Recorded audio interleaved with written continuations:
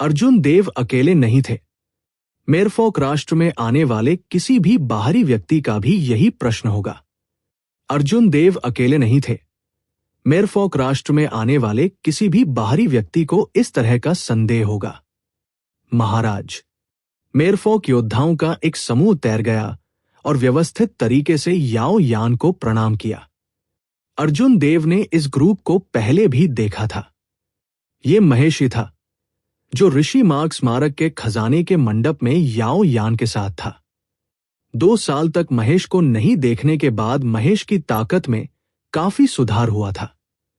एक सरसरी नजर से अर्जुन देव ने पाया कि महेश पहले से ही एक शिखर मेडल ग्रेड मार्शल ऋषि था। महेश ने अर्जुन देव की ओर खुशी से देखा। उन्होंने मुट्ठी भर की सलामी दी और कहा, सफेद वस्त्र वाला राजा आ गया है। ये वास्तव में एक सम्मान की बात है। मूल रूप से महेश केवल कुछ आग उधार लेना चाहता था। अप्रत्याशित रूप से अर्जुन देव व्यक्तिगत रूप से आए। स्वाभाविक रूप से उसे सुखद आश्चर्य हुआ। जब मेरफोक योद्धाओं ने महेश को अर्जुन देव को सफेद वस्त्र वाले राजा के रूप में संबोधित करते सुना, तो उन सभी ने देखा और उत्सुकता से उसे आकार दिया। वे एक दूसरे से फुसफुसाते हुए चर्चा करने में मदद नहीं कर सकते थे। अर्जुन देव को वास्तव में इस तरह से संबोधित नहीं किया जा सकता था। उन्हें व्हाइट रोब किंग शब्द पसंद नहीं आया।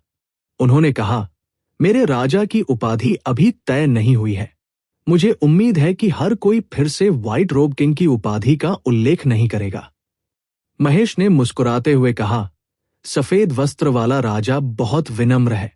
हालांकि आपका राजा का खिताब अभी तक तय नहीं हुआ है, लेकिन यंग मास्टर अर्जुन निश्चित रूप से व्हाइट रोब किंग की उपाधि के योग्य है।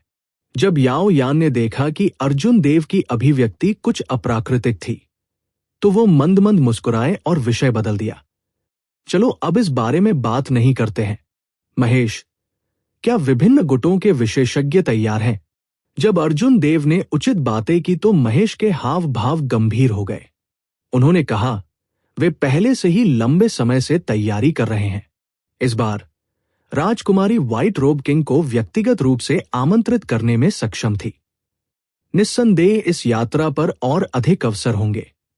महेश ने दोनों को समुद्र के पानी से अलग करते हुए प्रकाश अवरोध के माध्यम से नेतृत्व किया।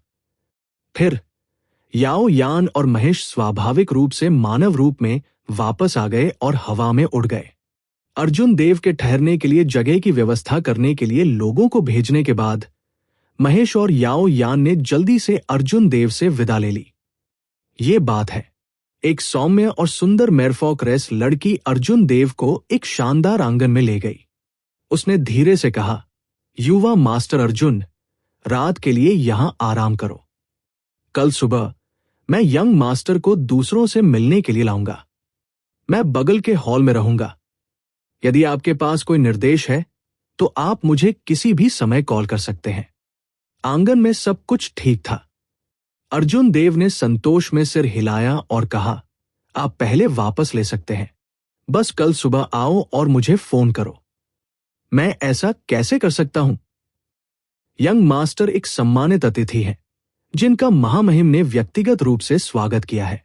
स्वाभाविक रूप से मैं आपकी अच्छी सेवा करूंगा और अपने दम पर नहीं जा सकता। अर्जुन देव ने मंद मंद मुस्कुराते हुए कहा, चूंकि मैं एक सम्मानित अतिथि हूं, स्वाभाविक रूप से मेरा अंतिम कहना है, आप पहले वापस ले सकते हैं। केवल एक रात है। मुझे मेरी देखभाल करने की आवश्यकता क्यों होगी? दासी को विदा करने के बाद अर्जुन देव खेती करने के लिए अपने कमरे में प्रवेश करने के लिए तैयार हो गया। अचानक 2 लोग दरवाजे के बाहर उतरे और अर्जुन देव के पास चले गए। अर्जुन देव ने जब देखने के लिए अपना सिर घुमाया तो वह दंग रह गए। ये 2 लोग यहां क्यों हैं? ये दोनों लोग कोई और नहीं बल्कि मड्डी स्काई गेट के यंग मास्टर कामराज गिल और व्हाइट बोन सॉवरेन के वंशज शोभित थे। कामराज गिल को देखना अर्जुन देव के लिए पहले से ही काफी आश्चर्यजनक था। अब शोभित को देखकर वह आश्चर्यचकित रह गया। अर्जुन देव की कृपाण से ये व्यक्ति आधा हो गया था। 2 महीने से भी कम समय में वो वास्तव में ठीक हो गया था। सफेद वस्त्र वाले राजा, आप कैसे हैं? क्या आपको हमें देखना अजीब लगता है?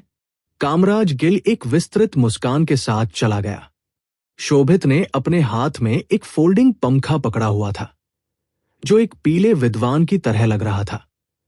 जब उन्होंने अर्जुन देव को देखा तो उनमें कोई गहरी नफरत या कड़वाहट नहीं दिखाई दी।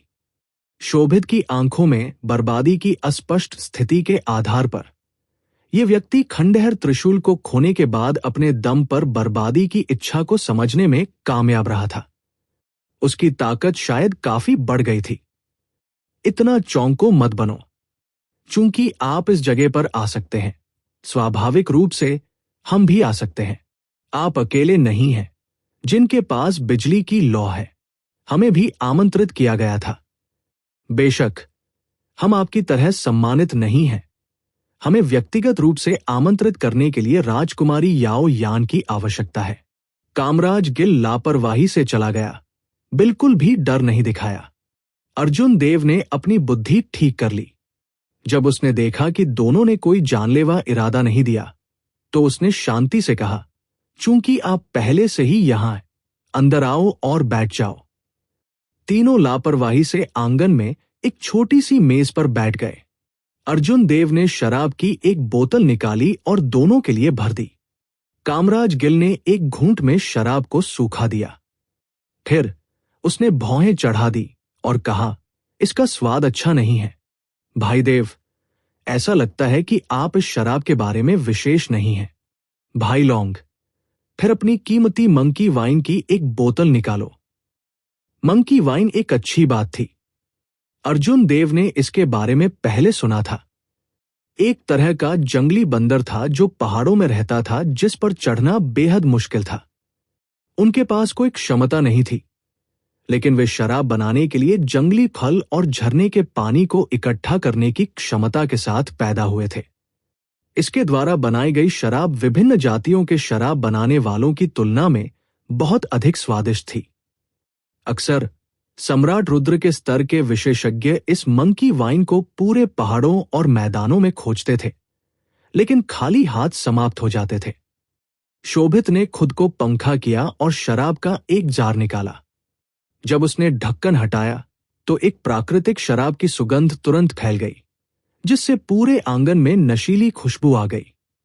दोनों के लिए एक कप डालने के बाद शोभित ने मंकी वाइन के जार को एक खजाने की तरह ढक दिया और जल्दी से उसे अपनी स्थानिक अंगूठी में रख दिया। कामराज गिल ने शराब का प्याला उठाया और एक घूंट में निकालने से पहले उसे काफी देर तक सूंघा।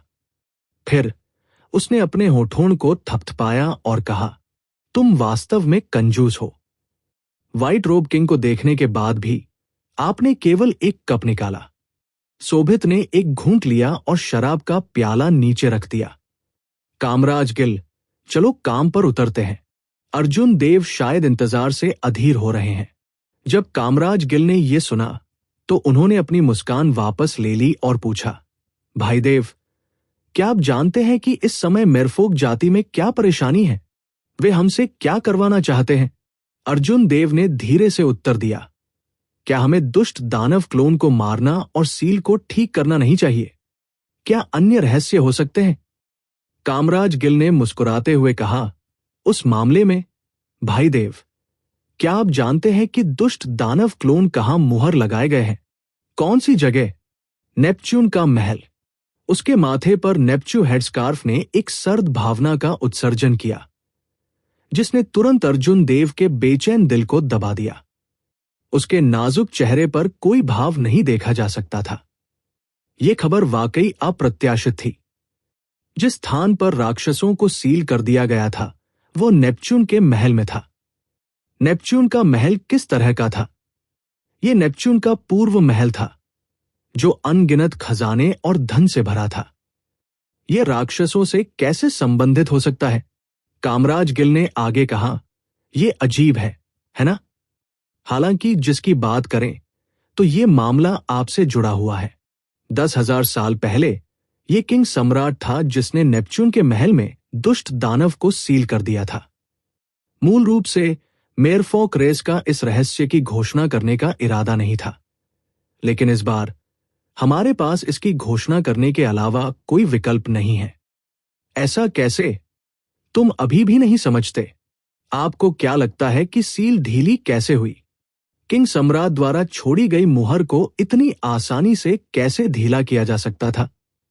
यह मेरफॉक जाति का लालच था। उन्होंने नेपच्यून के महल में खजाने की लालसा की और मुहर को स्थानांतरित कर दिया। अंत में वे बहुत दूर चले गए। अब वे अपनी ताकत से इससे नहीं निपट सकते। नेपच्यून का महल अपने आप में एक सम्राट ग्रेड गुप्त खजाना है। किंग सम्राट ने जानबूझकर अपनी मुहर को नेपच्यून के महल में मिला दिया, पूरी तरह से दुष्ट दानव के छिपे खतरे से निपट लिया। हाँ, दुर्भाग्य से मानव हृदय को समझना बहुत कठिन है। मुहर, जिसे फुल प्रूफ माना जाता था, समाप्त हो गई थी कि वह स्वयं मेरफॉक रेस द्वारा स्थानांतरित हो गई। कामराज गिल के होंठ सिकुड़ गए क्योंकि वो कुछ मजाकिया ढंग से बोल रहा था। यह सोचना कि ऐसा कोई रहस्य था। दरअसल मामला उतना सरल नहीं था जितना उसने सोचा था। अर्जुन देव ने कामराज गिल की ओर घूरकर पूछा, आपको इस बारे में कैसे पता चला? कामराज गिल ने मंद मंद मुस्कुराते हुए जवाब दिया, दुनिया में एक एयरटाइट दीवार कैसे हो सकती है? अब जब विभिन्न विशेषज्ञ जो खबर सुनने के बाद दौड़े, उनमें से कौन इसके बारे में नहीं जानता है? उनमें से कौन सा नेपच्यून के महल में खजाने के लिए यहां नहीं है? वास्तव में मेरफॉक रेस के जीवन और मृत्यु की परवाह कौन करेगा? शोभित ने कहा, भाई अर्जुन देव, चलो इधर उधर मत घूमे। भाई क्यूई और मैं नेपच्यून के महल में भी खजाने के लिए यहां हैं। मूल रूप से मेरा आपके साथ काम करने का इरादा नहीं था। हालांकि इस बार मैं वास्तव में अधिक समय तक नहीं रुक सकता। अराजक राक्षसी सागर के पास 7 महान संप्रदायों ने सभी को बिजली जिम्मेदार विशेषज्ञों को भेजा। कुछ ढीले कल्टिवेटर बूढ़े राक्षस भी बिन बुलाए आए। यहां तक कि पेंगलाई सागर के महान संप्रदाय भी चौंक गए। कामराज गिल ने शांति को देखा और अर्जुन देव को इकट्ठा किया और कहा, दूसरों को पता नहीं हो सकता है, लेकिन भाई लोंग और मैं जानते हैं। भाई देव, आपके पास पर्पल थंडर ट्रू फायर है। अपनी ताकत के साथ आप ग्रैंड मास्टर स्तर के मार्शल ऋषियों के खिलाफ भी अपनी पकड़ बनाने में सक्षम हो सकते हैं। अगर हम एक साथ काम करते हैं तो हम निश्चित रूप से एक अच्छी फसल काटेंगे।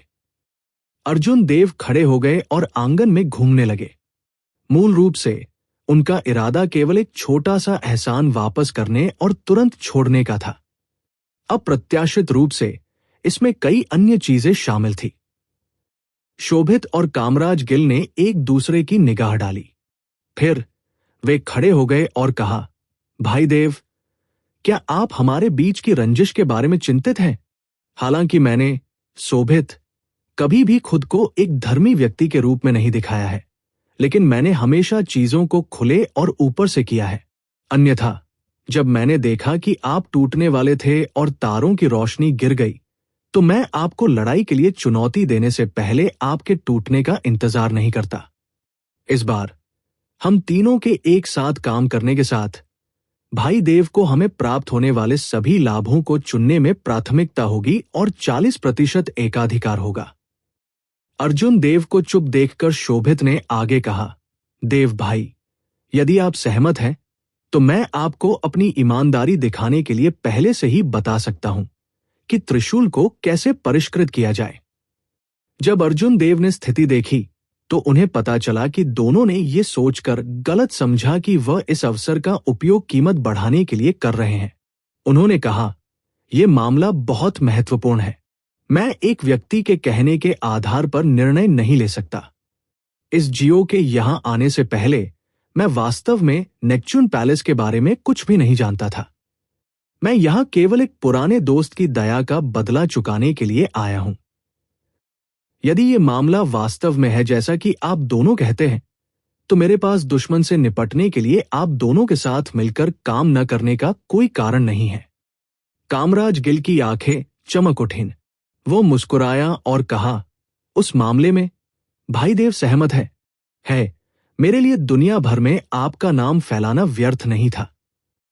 अर्जुन देव ने भौहें सिकोड़ते हुए पूछा, क्या नाम? सफेद वस्त्र वाले राजा, भाई देव, आप शायद नहीं जानते, 5 प्रमुख जातियों के लोग प्राइमल कैओस डोमेन में इकट्ठा होते हैं। जब तक कोई बड़ी खबर है, वो तुरंत पूरे कुनलुन क्षेत्र में फैल जाएगी।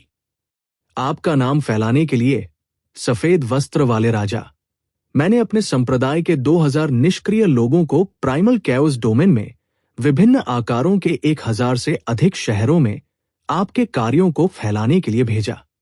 हाँ, अब इसे देखो।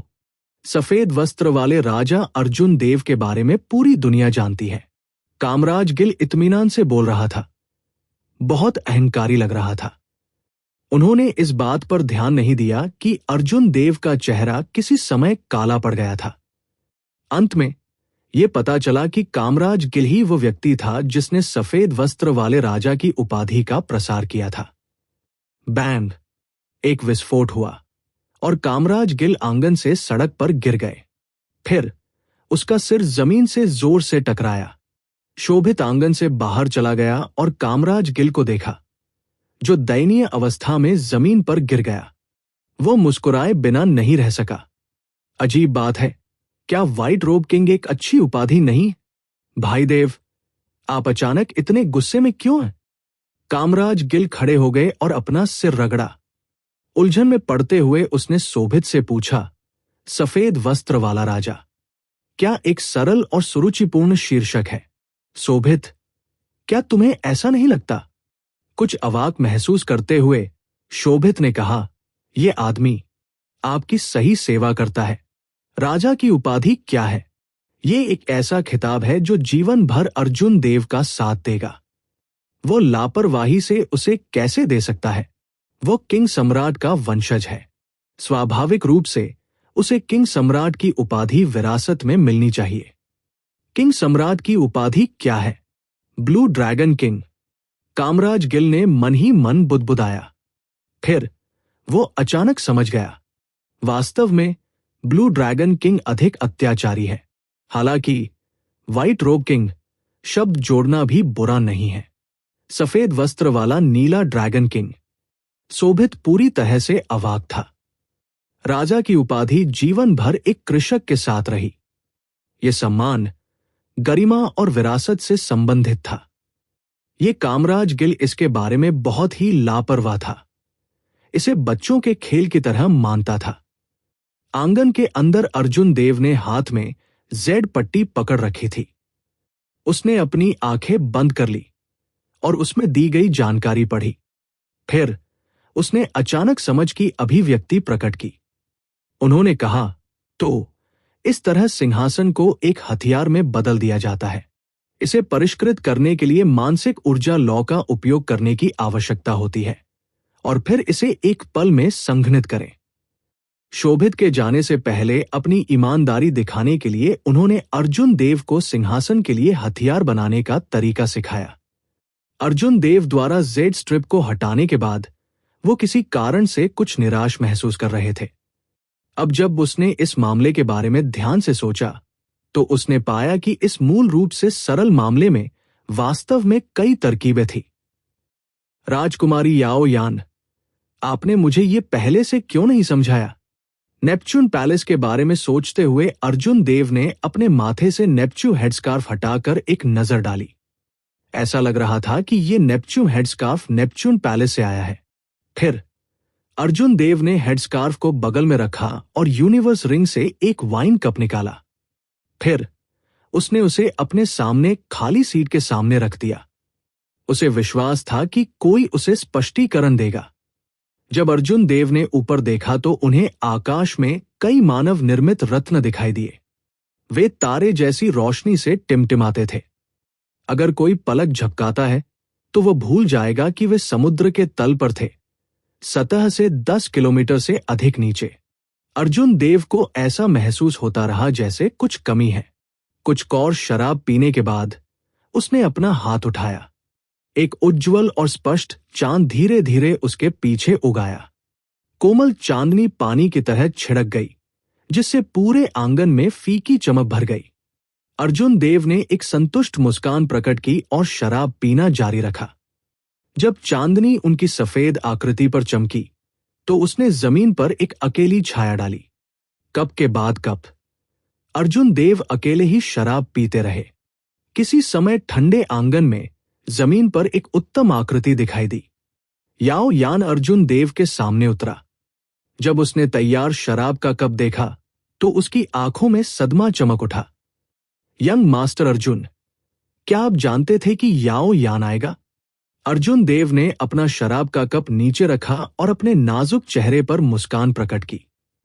उन्होंने गर्मजोशी से कहा, स्वाभाविक रूप से, मैं अर्जुन देव लोगों को आंकने में कभी गलती नहीं करता। राजकुमारी याओ यान, कुछ चीजें ऐसी थी जो रास्ते में कहने के लिए सुविधाजनक नहीं थी। मुझे डर था कि मैं उन्हें कहने के बाद आपकी मदद नहीं करूंगा। हालांकि अब जब मैं यहां हूं तो मेरा मानना है कि राजकुमारी को अब कोई आरक्षण नहीं है। याओ यान को नहीं पता था कि ये एक गलत धारणा थी, लेकिन उसे लगा कि अर्जुन देव स्पष्ट रूप से मुस्कुरा रहे थे। हालांकि उसकी आंखें स्थिर पानी की तरह ठंडी थी, बिना किसी लहर के।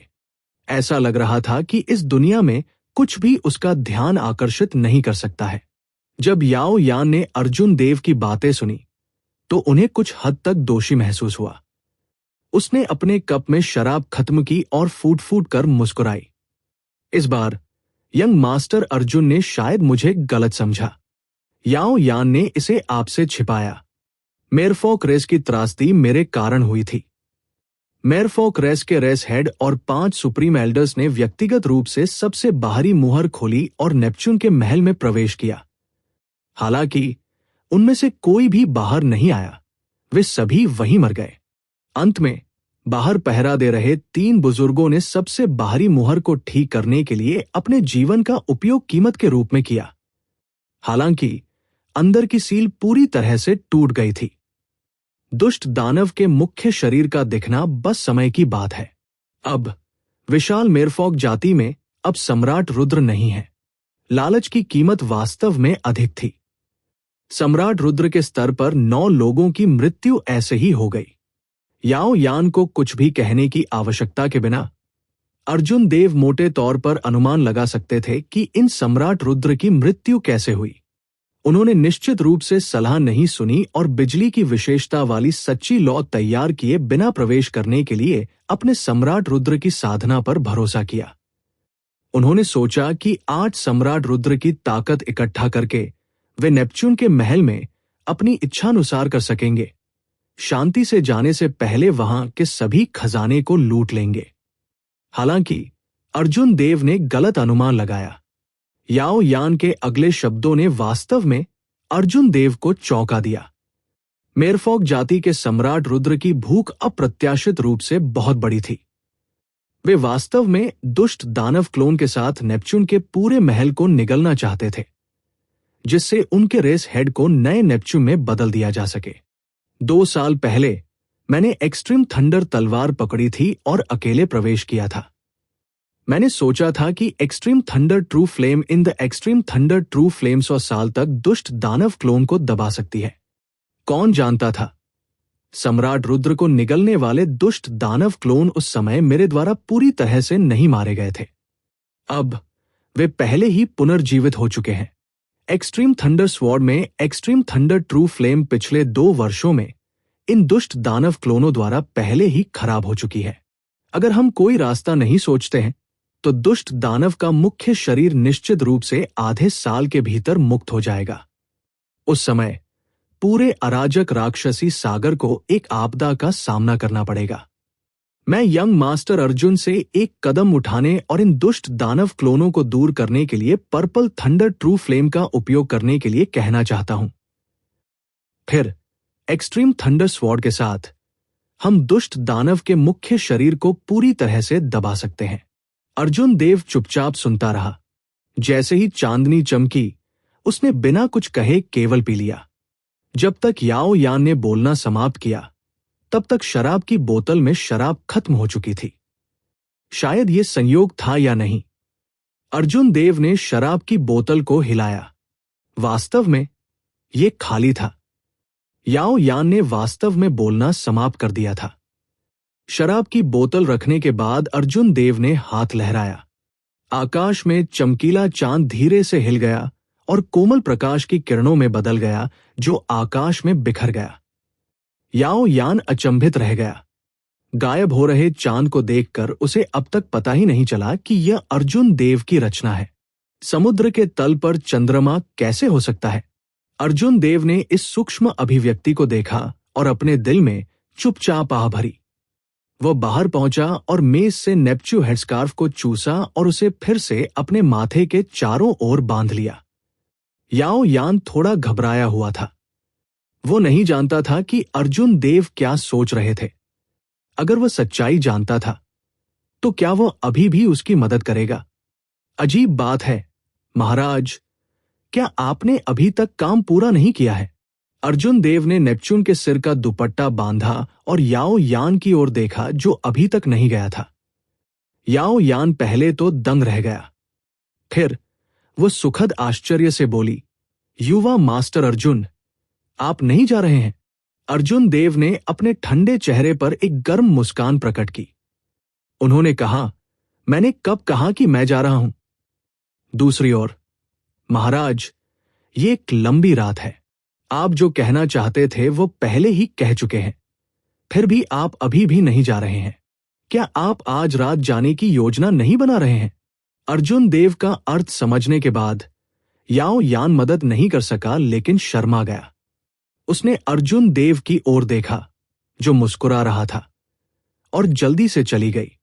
सफेद वस्त्र पहने राजा, याओ यान आपकी दयालुता को हमेशा याद रखेगा। मेरफॉक रेस भी इसे हमेशा याद रखेगी। हवा से एक उत्तम आवाज बह गई। जब अर्जुन देव ने यह सुना तो वो थोड़ा मंत्रमुग्ध हो गए। अर्जुन देव ने अपनी हथेली खोली और उनकी हथेली में एक चित्र दिखाई दिया। पेंटिंग धीरे धीरे फहराई गई और किंग सम्राट की उपस्थिति एक बार फिर उसकी आंखों में प्रवेश कर गई। अर्जुन देव ने कुछ आत्मनिंदा करते हुए कहा, 10,000 साल पहले आपने सोचा था कि आप बहुत चतुर हैं और नेपच्यून के महल के साथ अपनी मुहर का विलय कर दिया, जिससे एक आदर्श मुहर बन गई। हालांकि कौन कल्पना कर सकता था कि मानव हृदय की थाह लेना सबसे कठिन है। उस सही मुहर ने तब मेरफॉक रेस में एक आपदा ला दी। अगर किंग सम्राट ने उस समय अपनी मुहर को नेपच्यून के महल में विलय नहीं किया होता तो ऐसा नहीं होता, जिससे अर्जुन देव के लिए इतनी भयानक गड़बड़ हो जाती। 10,000 साल पहले का कारण 10,000 साल बाद का प्रभाव था। इस कर्म को समाप्त करने का समय आ गया था। अर्जुन देव ने पेंटिंग को हटा दिया और एक दृढ़ अभिव्यक्ति प्रकट की। वह आराम करने के लिए अपने कमरे में नहीं आया। इसके बजाय वो शोभित और कामराज गिल के आवासों पर पहुंचे और उनसे उन लोगों के बारे में पूछा जिन्होंने आने के लिए अराजकता का फायदा उठाया था और वे कितने मजबूत थे। अर्जुन देव को जो जानकारी चाहिए थी उसे मिलने के बाद वो बुरी तरह से भौहें सिकोड़ ली। स्थिति उसकी कल्पना से कहीं अधिक जटिल थी। अभी सबसे बड़ी समस्या नेपच्यून के महल में दुष्ट दानव क्लोन नहीं थी। इसके बजाय ये विभिन्न विशेषज्ञ थे जो नेपच्यून के महल में खजाने के लिए आए थे। उनमें से कई बिन बुलाए आए थे। उन्हें निमंत्रण नहीं मिला था। न केवल वे किसी भी मदद के होंगे, बल्कि वे अराजकता को भी बढ़ाएंगे। अर्जुन देव ने कामराज गिल और शोभित को अपनी योजनाओं और इरादों के बारे में बताया, कुछ भी छिपाया नहीं। दोनों ने इसे सुनने के बाद वे कुछ हद तक निराश महसूस करने में मदद नहीं कर सके। कामराज गिल ने कहा, भाई देव, ऐसा नहीं है कि मैं आपकी आलोचना करना चाहता हूं, लेकिन 10,000 साल पहले किंग सम्राट ने जो गंदगी छोड़ी थी उसका वास्तव में आपसे कोई लेना देना नहीं है। इसके अलावा ये मेरफॉक रेस के बड़े लोग हैं जिन्होंने अपने लालच के कारण इसे अपने ऊपर लाया। आपको इसमें सिर के बल क्यों गिरना पड़ता है? इस बार जो लोग बिन बुलाए आए थे उनमें से कई प्राइमल कैओस डोमेन के पुराने साथी हैं। वे सभी पुराने राक्षस हैं जो 1 या 200 साल से जीवित हैं। शोभित को भी अर्जुन देव की पसंद पर आश्चर्य हुआ। उन्होंने सलाह दी, अर्जुन देव, आपको इस बारे में सोचना होगा। नेपच्यून के महल में कई चीजें हैं। उस समय किंग सम्राट उन्हें दूर नहीं ले गया क्योंकि वह उन्हें पसंद नहीं करता था, परंतु हमारे लिए तो ये सब परम खजाने हैं। आप इतने दयालु हैं कि आप उन लोगों को अंदर नहीं जाने देते हैं और खुद को मौत के घाट उतारते हैं, जिससे दुष्ट दानव क्लोन की ताकत बढ़ जाती है। हालांकि अन्य लोग ऐसा नहीं सोच सकते हैं। वे बस सोच सकते हैं कि आप खजाने को अपने पास रखना चाहते हैं। कामराज गिल ने सिर हिलाया और कहा, यह सही है। इसके अलावा मैंने सुना है कि किंग सम्राट ने सम्मान के लिए नेपच्यून की लाश को नहीं छुआ। इसके द्वारा पहने गए दिव्य वर्षा वस्त्र, उसके हाथ में नेपच्यून राजदंड, उसके सिर पर नेपच्यून मुकुट और उसके पैरों पर चेजिंग वेव बूट्स सभी अभी भी हैं। उनमें से कौन सा ऐसा नहीं है जो लोगों को पागल कर देता है। संयोग से मेरफॉग जाति का सम्राट रुद्र सभी मर चुका है। कुछ ब्लू रोब सम्राट सभी सबसे बाहरी मुहर की रक्षा करने में व्यस्त है और कोई ध्यान नहीं दे सकते। ये साथी इस अवसर को बिल्कुल नहीं जाने देंगे। अर्जुन देव की आंखें पानी की तरह साफ थी और उनका चेहरा झील की तरह शांत था। फिर वो मुड़ा और सामने की ओर देखा। घुप अंधेरी रात में मानव निर्मित सूक्ष्म रत्नों ने आकाश में प्रकाश बिखेर दिया, इस स्वप्निल महल को सजाया। ये एक अत्यंत शांत और सुंदर महल था। काफी देर तक देखने के बाद अर्जुन देव ने अपनी निगाहें हटा ली और कहा, कभी कभी कुछ बातों को स्वीकार करने के बाद किसी को कुछ जिम्मेदारी उठानी पड़ती है। अगर मैं आज भाग जाता हूं तो भविष्य में इसी तरह की चीजों में भाग जाने पर मुझ पर कोई मनोवैज्ञानिक बोझ नहीं पड़ेगा। उस मामले में मैंने उस समय दुनिया में सभी के सामने अपनी पहचान क्यों स्वीकार की। आप दोनों को आपके इरादों और जानकारी के लिए बहुत बहुत धन्यवाद। अगर नेपच्यून के महल में लड़ाई होती है तो मैं एक बार आप दोनों की मदद करूंगा। अलविदा। जब कामराज गिल ने अर्जुन देव की विदाई को देखा तो उन्होंने असहाय होकर कहा, यह भाई देव अभी भी अथाह है। उसका जीवन बहुत थका देने वाला है। कल सुबह देखने के लिए शायद एक अच्छा शो होगा।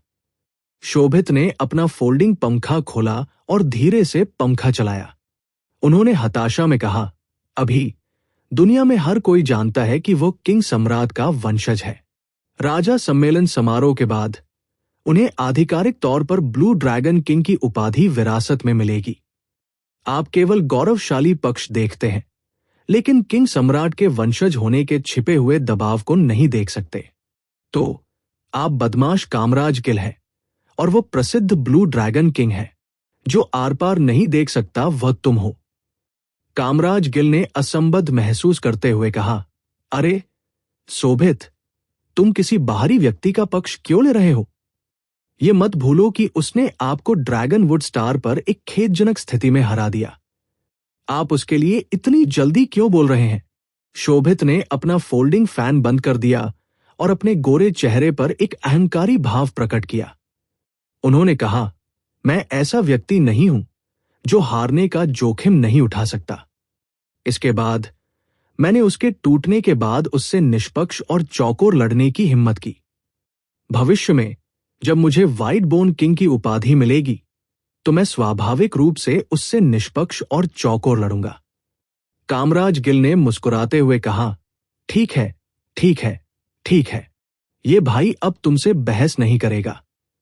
है, अगले 10 वर्षों में मैं आपको व्हाइट बोन सॉवरेन बनते और अर्जुन देव द्वारा पीटा जाना चाहता हूं। यह रोमांचकारी और रोमांचक होगा। बैंग। शोभित ने अपना फोल्डिंग फैन खोला और कामराज गिल पर पटक दिया। कामराज गिल ने हंसते हुए इस हमले को रोकने के लिए अपना हाथ बढ़ाया। एक कुत्ते का मुंह हाथी दांत नहीं थूक सकता। मैं तुम्हें तब तक मारूंगा जब तक तुम उठ नहीं सकते। तुम मेरे साथ क्या कर सकते हो? मेरी टर्बिड हेवन डेमोनिक आर्ट में हाल ही में काफी सुधार हुआ है। दोनों के बीच झगड़े पड़ते ही वे झगड़ने लगे। हालांकि उन्होंने स्पष्ट रूप से ज्यादा ताकत का इस्तेमाल नहीं किया, अन्यथा छत बहुत पहले ही उड़ गई होती। सुबह सुबह महल के ऊपर प्रकाश अवरोध एक असीम प्रकाश के साथ चमक रहा था।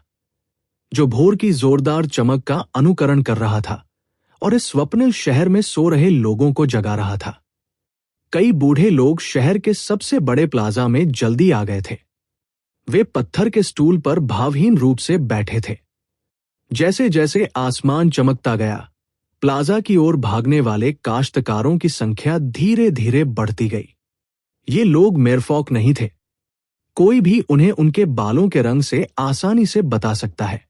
हालांकि वे सभी भयानक रूप से मजबूत थे। उनमें से सबसे कमजोर एक मिडिल ग्रेड मार्शल सेज था। जहां तक पुराने राक्षसों की बात है जो घातक आभा देते हैं, उनकी खेती और भी अधिक थी। वे कम से कम सुपीरियर ग्रेड मार्शल ऋषि थे। उनमें से सफेद बालों वाला एक 3 अंगुलियों वाला बूढ़ा आदमी था जो एक चोटी सुपीरियर ग्रेड मार्शल सेज था। यह बूढ़ा आदमी एक ग्रैंड मास्टर की हवा से केवल एक कदम कम था। फिर वो वास्तव में ग्रैंड मास्टर स्तर के मार्शल ऋषि बन जाएंगे। प्राइमल कैओस डोमेन के लोग इस बूढ़े व्यक्ति की पहचान से अपरिचित नहीं होंगे। यह आदमी एक प्रसिद्ध ढीला किसान था। बेशक वो कुख्यात था। उन्होंने जहर में विशेषज्ञता हासिल की और गहन डोमेन के प्रसिद्ध 5 जहर संप्रदाय से आए थे। बाद में उन्होंने संप्रदाय के नियमों को तोड़ा और जीवित लोगों पर प्रयोग किया। उसके बाद उन्होंने 5 विष संप्रदाय को धोखा दिया। वह अभी भी 5 विष संप्रदाय द्वारा वांछित था। हालांकि वो अभी भी जीवित और ठीक था। प्राइमल कैओस डोमेन में उन्हें 5 पॉइजन डेविल के नाम से जाना जाता था। यहां तक कि एक नियमित ग्रैंडमास्टर स्तर का मार्शल सेज भी उसे नाराज करने को तैयार नहीं होगा। जब अन्य आमंत्रित काश्तकारों ने इस व्यक्ति को देखा तो उन्होंने अपनी आंखों में डर दिखाया, उसे कम आंकने की हिम्मत नहीं की। सीनियर 5 पॉइजन, मैंने सुना है कि लड़की का लहजा बहुत अड़िग है। जिन लोगों को आमंत्रित नहीं किया जाता है उन्हें नेपच्यून के महल में प्रवेश करने की अनुमति नहीं है। जबकि ये अभी भी जल्दी था। पुराने राक्षसों के समूह में से किसी ने 5 पॉइजन डेविल को सूचित किया। 5 पॉइजन डेविल एक पत्थर के स्टूल पर बैठ गया और ठंड से मुस्कुराया। क्या वह अपनी इच्छानुसार कर सकती है? अभी मेरफॉक रेस में केवल 2 ब्लू रोब्ड सम्राट बचे हैं। वे मुश्किल से नेपच्यून के महल के चारों ओर मुहर बनाए रख रहे हैं। यहां तक कि ग्रैंड मास्टर स्तर के मार्शल सेज भी नहीं जा सकते। उसकी हिम्मत कैसे हुई कि वह ना कहे? हालांकि मैंने सुना है कि वहां दुष्ट दानव क्लोन बहुत भयानक है। हमारे पास बिजली की लपटें नहीं हैं। अगर हम प्रवेश करते हैं तो हम शायद खतरे में पड़ जाएंगे। हालांकि सम्राट रुद्र की भी वहां मृत्यु हो गई। 5 पॉइजन डेविल की अभिव्यक्ति नहीं बदली। उन्होंने उदासीनता से कहा, क्या तुमने नहीं देखा कि इस बार इतने सारे लोग आए? उन सभी में बिजली की लपटें हैं। अगर हम इसमें घुल मिल जाते हैं तो हम अपनी रक्षा कर सकते हैं। जब तक हम बहुत लालची नहीं हैं और कुछ खजाने खोजने के बाद बाहर आते हैं, तब तक हम निश्चित रूप से ठीक रहेंगे। वे मार्शल सम्राट कैसे मर गए? उनकी भूख बहुत बड़ी थी। वे पूरे सी मोनार्क पैलेस को परिष्कृत करना चाहते थे। अंत में दुष्ट दानव के मुख्य शरीर ने उनके खिलाफ साजिश रची और वे पूरी तरह से मिटा दिए गए। 5 पॉइजन डेविल के शब्दों ने सभी को मौत के घाट उतार दिया। यह एक ऐसी जानकारी थी जिसे बहुत से लोग नहीं जानते थे। वास्तव में ऐसी कोई बात है। मैं सोच रहा था कि सम्राट रुद्र इतनी आसानी से कैसे मर सकते हैं। यह पता चला है कि वो बहुत महत्वाकांक्षी था। वो पूरे नेपच्यून पैलेस को परिष्कृत करना चाहता था। वो बहुत साहसी था। दुर्भाग्य से उन्होंने खुद को कम करके आका। यहां तक कि संप्रभु मार्शल सम्राट भी ये कहने की हिम्मत नहीं करेंगे कि वे इसे परिष्कृत कर सकते हैं, ये सोचने के लिए कि उन्होंने इसे परिष्कृत करने का साहस किया। वे वहां मरने के लायक थे। ये खबर सुनकर बिना बुलाए आए आसपास के ढीले काश्तकारों ने राहत की सांस ली। ऐसा लग रहा था कि दुष्ट दानव उतना भयानक नहीं था जितना उन्होंने कल्पना की थी। जब ओल्ड 5 पॉइजन घोस्ट ने इन लोगों के भाव देखे तो वो मन ही मन ठंड से हंसा। हालांकि उसका मुंह जारी रहा, ये बूढ़ा भूत कोई ऐसा व्यक्ति नहीं है जो खजाने के लिए अपना जीवन फेंक देगा। अगर मुझे विश्वास नहीं है तो मैं गड़बड़ नहीं करूंगा। आप आगे बढ़ सकते हैं और मिस्टर कियान और मेरे साथ खिलवाड़ कर सकते हैं। मिस्टर कियान ने जिस 5 पॉइजन डेविल का उल्लेख किया था वो भांग के वस्त्र पहने एक मध्यम आयु वर्ग का व्यक्ति था। हालांकि उनके आने के बाद उन्होंने अपनी आंखें बंद कर ली थी और आराम किया था। उसने एक क्रूर भयानक आभा नहीं दी, इसलिए आसपास के लोगों ने उसे नजरअंदाज कर दिया। 5 पॉइजन डेविल का ये उल्लेख सुनकर समूह ने जल्दी से देखा। तभी उन्हें पता चला कि इस भूरे वस्त्र वाले बूढ़े व्यक्ति की खेती 5 पॉइजन डेविल की खेती से बहुत कम नहीं थी। मिस्टर कियान, क्या ऐसा हो सकता है कि मेडिसिन गॉड वैली के फायर ड्रैगन गॉड के मिस्टर कियान? किसी ने अनिश्चित रूप से कहा जब उसने कुछ सोचा। 5 पॉइजन डेविल ने सिर हिलाया और कहा, यह सही है। मिस्टर कियान मेडिसिन गॉड वैली में एक उच्च पद रखते हैं। वह वहां के 3 ग्रैंडमास्टर अल्केमिस्टों में से एक है। मिस्टर कियान और मेरे यहां होने के साथ वो लड़की कितनी भी जिद्दी क्यों न हो, उसे आज्ञाकारी रूप से हमें अंदर जाने देना होगा। कुछ ही दूरी पर कामराज गिल और शोभित ने यह दृश्य देखा और उनके हाव भाव भद्दे हो गए। शोभित ने कहा, यह 5 पॉइजन डेविल्स पॉइजन तकनीक लोगों को अदृश्य रूप से मारती है। कई ग्रैंडमास्टर स्तर के मार्शल ऋषि उनसे लड़ने को तैयार नहीं हैं। वह मिस्टर कियान भी एक अच्छे इंसान नहीं है। ये साथी 9 अलग अलग जिम्मेदार लपटों को पकड़ता है और उनसे 9 ड्रैगन आर्ट बनाता है। वो सिर्फ एक कीमियागर नहीं है। जैसे ही कामराज गिल ने मिस्टर कियान की ओर देखा, जिन्होंने शुरू से ही कुछ नहीं कहा था, उनकी आंखें डर से भर गई। पेंगलाई सागर के लोग यहां हैं। इस समय सार्वजनिक चौराहे पर एक विस्मयादिबोधक सुनाई दिया। हर कोई मदद नहीं कर सकता था, लेकिन ऊपर देख सकता था। पेंगलाई सागर एक दूर की जगह थी। बाहरी दुनिया में बहुत कम लोग जानते थे कि इसमें कैसे प्रवेश करना है। अंदर के लोगों ने पौराणिक अमर तकनीकों की भी खेती की। वे शायद ही कभी बाहर घूमते थे, एक रहस्यमय एहसास देते थे। जादू के वस्त्र पहने 2 युवक अहंकारी भावों के साथ आकाश से उतरे। जैसे ही उसने अपने आसपास के लोगों को देखा, उसकी आंखों में तिरस्कार बिना किसी झिझक के प्रकट हो गया। ऐसा लगता है कि ये दोनों साथी भी बिन बुलाए आए हैं। उन्होंने कहा, मुझे नहीं पता कि अर्जुन देव के आने के बाद वह अपना मन बदलेंगे या नहीं। इनमें से किसी के साथ खिलवाड़ करना आसान नहीं है। अर्जुन देव यहां है, शोभित ने अचानक कहा। कामराज गिल ने चारों ओर देखा, लेकिन वह सफेद आकृति नहीं देख सका। उसने उत्सुकता से पूछा, कहां? मैं उसे क्यों नहीं देखता? शोभित ने एक दिशा में इशारा किया और कामराज गिल ने जल्दी से देखा। एक काला लबादा पहने एक व्यक्ति था जो एक पत्थर के स्टूल पर पालथी मारकर बैठा था। चुपचाप उस पर पालथी मारकर बैठा था। उस व्यक्ति का चेहरा हुड की छाया के नीचे छिपा हुआ था, जिससे दूसरों को उसे स्पष्ट रूप से देखने से रोक दिया गया था। कामराज गिल ने इसकी पुष्टि करने से पहले उसे कई बार आकार दिया।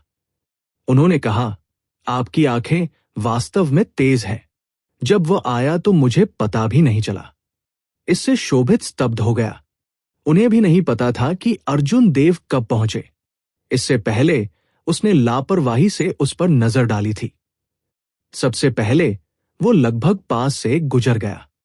जब शोभित ने अपना सिर पीछे घुमाया और करीब से देखा, तो वो स्पष्ट रूप से महसूस कर सकता था कि ये अर्जुन देव था। मुझे यकीन नहीं है, शायद वह अभी आया था, या शायद वो बहुत पहले आया था। हालांकि इससे कोई फर्क नहीं पड़ता। हम जो देख सकते हैं वह भी देख सकता है। कोई फर्क नहीं पड़ता कि हम इसके बारे में कैसे सोचते हैं, यह स्पष्ट नहीं है। यह आदमी हमेशा हमें आश्चर्यचकित करता है। शोभित ने अपने हाथ में फोल्डिंग पंखे के साथ खेला। कामराज गिल ने अपनी निगाहें हटा ली और एक चिंतनशील अभिव्यक्ति प्रकट की। फिर उसने निश्चितता के साथ कहा, मुझे विश्वास नहीं है कि इस दुनिया में ऐसा कोई मूर्ख व्यक्ति होगा। वो कुछ ऐसा करेगा जो स्पष्ट रूप से किंग सम्राट का वंशज होने के लिए उसके अपने हितों के खिलाफ हो। जैसे ही वे बातचीत कर रहे थे, भीड़ में हंगामा शुरू हो गया। कामराज गिल और शोभित की आंखें चमक उठीं। मुख्य पात्र आ गया था। राजकुमारी याओ यान महेश, व्हाइट रोब किंग और 4 या 5 मेरफॉक रेस के बूढ़े लोगों के साथ पहुंची। राजकुमारी, सफेद वस्त्र वाला राजा यहां नहीं लगता है? महेश ने कुछ उत्सुकता से एक आवाज प्रक्षेपण भेजा, क्योंकि उसने जल्दी से भीड़ पर अपनी निगाहें घुमाई। घबराए नहीं, वह यहां है। बस उसे बताऊं कि मेरा क्या मतलब है। महेश ने खुद को शांत किया और आगे बढ़ गया। फिर उन्होंने कहा, दूर से आने और हमारे निमंत्रण को स्वीकार करने के लिए आप सभी का धन्यवाद। बाद में हम निमंत्रण सूची के अनुसार नेपच्यून के महल में प्रवेश करने के लिए जेड पेंडेंट वितरित करेंगे। 5 पॉइजन डेविल की आंखें क्रोध से चमक उठीं, क्योंकि उसने एक इशारा किया। किसी ने तुरंत समझ लिया और चिल्लाया, मरफॉक रेस बहुत अधिक है। हालांकि हमें निमंत्रण नहीं मिला, लेकिन हमारे पास हर किसी की तरह दुष्ट दानव को मारने का दिल है। वे हमें जेड पेंडेंट क्यों नहीं दे रहे हैं? यह बहुत ज्यादा है। वे बस हमें नीची दृष्टि से देख रहे हैं। मेरफॉक रेस बहुत अधिक धमकाने वाली है। वे सिर्फ गर्म खून वाले हैं। सीधे तौर पर हमें अनदेखा कर रहे हैं। क्या मेरफॉक रेस वास्तव में इतनी हृदयहीन है? अरे नहीं मरफॉक, बहुत स्वार्थी मत बनो। हम सद्भावना से मदद करने आए थे। आप हमारे साथ अलग व्यवहार क्यों कर रहे हैं? हमें जेड पेंडेंट दो। यदि आप ऐसा नहीं करते हैं तो कोई भी नेपच्यून के महल में प्रवेश नहीं कर सकता है। एक पल में लोगों का एक बड़ा समूह उसी समय चिल्लाने लगा। उनके शब्द बेहद तीव्र थे। इसके अलावा ये लोग चौंकाने वाली आभा वाले धीले कृषक थे। ऐसी स्थिति वाकई डरावनी थी। ऐसा लग रहा था कि वे वास्तव में किसी भी क्षण एक कदम उठाएंगे, मौत से लड़ेंगे। भले ही महेश को उम्मीद थी कि ये लोग हार नहीं मानेंगे, लेकिन उन्हें उम्मीद नहीं थी कि पुराने राक्षसों का ये समूह इतना बेशर्म होगा जो उस पर पासा पलट देगा। भयानक आभा और क्रूर बूढ़े लोगों को खेलते हुए देखकर महेश डर से कांपने से खुद को रोक नहीं सका। ऐसा दृश्य उसने पहले कभी नहीं देखा था। याओ यान ने अपना सिर हिलाया और व्यक्तिगत रूप से आगे बढ़ा। फिर उसने मूक 5 पॉइजन डेविल और मिस्टर कियान को देखा। ये दोनों सच्चे नेता थे। मुझे मेरफॉक रेस के मामले में सभी को परेशान करना होगा। हालांकि ऐसा नहीं है कि याओ यान को आज आपकी मदद की जरूरत नहीं है। यह है कि आपके पास बिजली की लौ या बिजली की लौ वाला गुप्त खजाना नहीं है जिसमें बिजली की लौ है। यदि आप अंदर जाते हैं तो केवल मृत्यु ही आपका इंतजार कर रही है। न केवल आप मदद नहीं कर पाएंगे, बल्कि आप दुष्ट दानव द्वारा भस्म भी हो जाएंगे, जिससे उसकी ताकत बढ़ जाएगी। यदि आप बिजली जिम्मेदार लॉ या उच्च ग्रेड की बिजली जिम्मेदार लॉ के साथ किंग ग्रेड सीक्रेट ट्रेजर के साथ बाहर आ सकते हैं, तो याओ यान निश्चित रूप से आपको अंदर जाने देगा। 1 या 200 वर्षों तक जीवित रहने वाले इन बूढ़े राक्षसों का सामना करते समय राजकुमारी याओ यान ने विनम्र और संयमित तरीके से स्थिति को समझाया। हालांकि ये बूढ़े राक्षस कैसे सुन सकते थे? किंग ग्रेड सीक्रेट ट्रेजर पहली जगह में दुर्लभ थे। एक किंग ग्रेड सीक्रेट ट्रेजर जिसमें बिजली की लौ होती है, उसे ढूंढना और भी कठिन था। जहां तक बिजली की लौ को वश में करने की बात है, तो यह और भी असंभव था। दुनिया में मौजूद अजीब लपटें दिखाई देते ही दूर हो जाएंगी। वे गुप्त खजाने की तुलना में प्राप्त करना और भी कठिन था। अगर इन बूढ़े राक्षसों के पास ये 2 चीजें होती तो वे इतना हंगामा नहीं करते। है राजकुमारी याओ यान, आपको हमारे जीवन के बारे में चिंता करने की कोई आवश्यकता नहीं है। बस हमें बताएं कि आप हमें अंदर जाने देंगे या नहीं।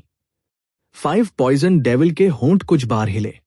फिर 1 मीटर से भी कम लंबा एक छोटा बूढ़ा आदमी एक पत्थर के ब्लॉक पर खड़ा था और बिना किसी विनम्रता के याओ यान से पूछताछ की। आमंत्रित काश्तकारों में से कई ने याओ यान पर अपनी निगाहें केंद्रित की। वे देखना चाहते थे कि वह इससे कैसे निपटेगी। अगर वह इतनी छोटी सी समस्या से भी नहीं निपट पाती तो वह ऐसा नहीं कर पाती।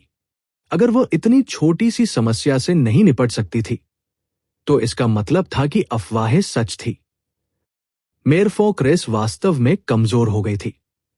जब वे नेपच्यून के महल में प्रवेश करते थे तो वे उन्हें रोक नहीं पाएंगे। याओ यान को बहुत निराशा महसूस हुई। यह बूढ़ा आदमी बहुत अधिक पानी में था, यह सोचने के लिए कि उसने सीधे उसे धमकी दी। उसने ठंडे भाव से कहा, उस मामले में मैं आपको सीधे बताऊंगी। यदि आपको आमंत्रित नहीं किया जाता है तो आप हमें अंदर नहीं जाने देंगे। एक तेज हवा चली और एक भयानक आभा फैल गई।